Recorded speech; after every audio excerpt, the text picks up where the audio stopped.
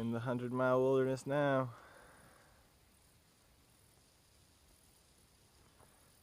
There's a lake or a pond at every corner.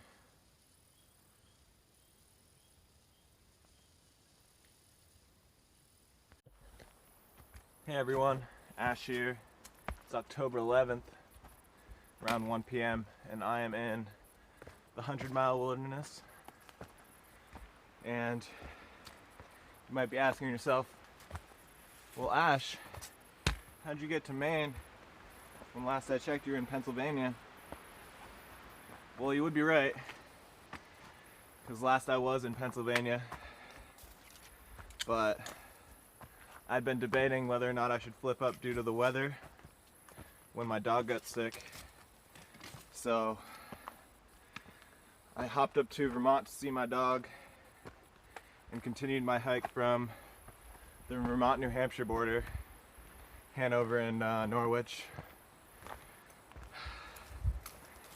And I hopped up from Palmerton, Pennsylvania. I hitchhiked into Delaware Water Gap so I could pick up my new shoes and get a new pair of insoles. Because I'd worn those shoes for about 800, 900 miles. Good shoes, by the way.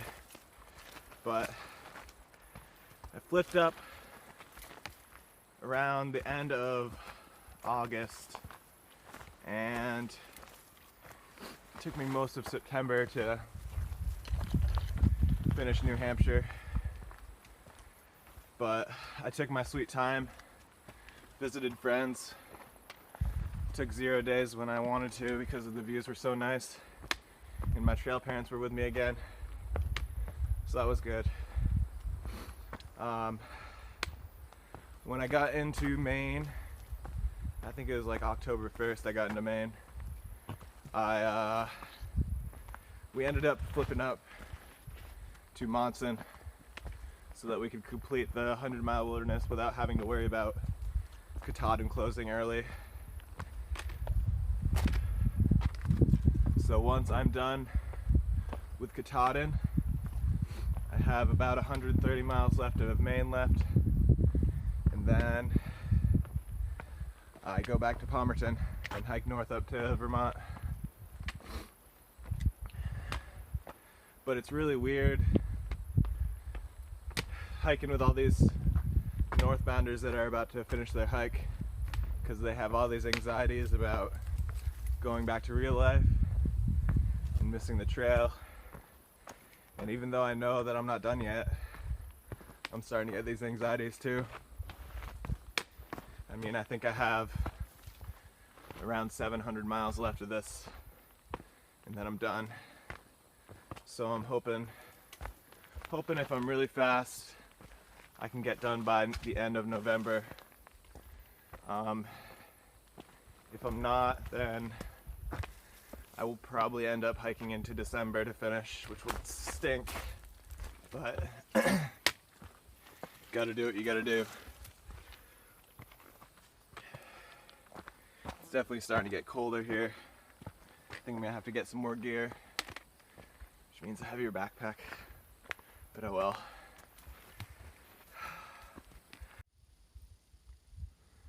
Here I am in the 100-mile wilderness. It's so remote, all you can see is lakes and mountains and trees for days. No sign of civilization though. Except for once in a while you'll hear an airplane or a car if it's near a road.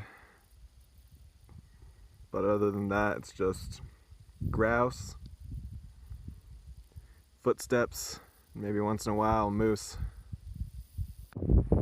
Hey guys, Ash here. It's October 12th, and I just got my first view of Katahdin.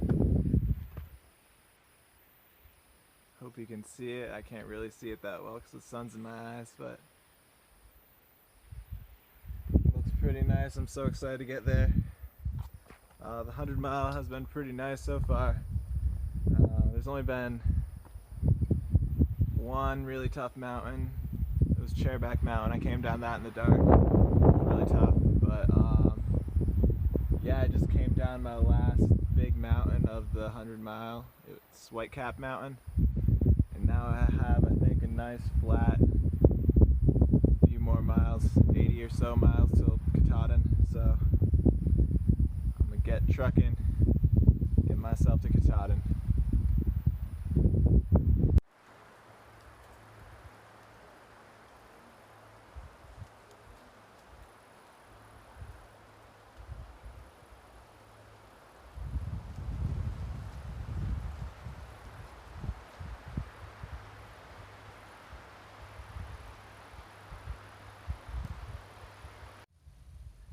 Okay. Here I am at Antlers campsite. One of the prettiest campsites on the trail. Fortunately, I'm just taking a break here. Look at this lake though.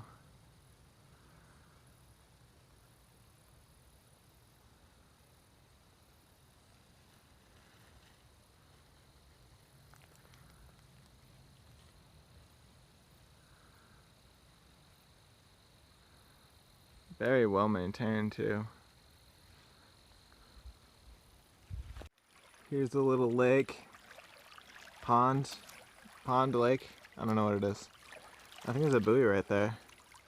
And that is Katahdin right there. Look at it. It's so pretty.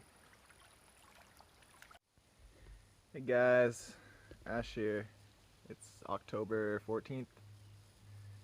And I'm on top of this. I hope it's the last mountain-ish.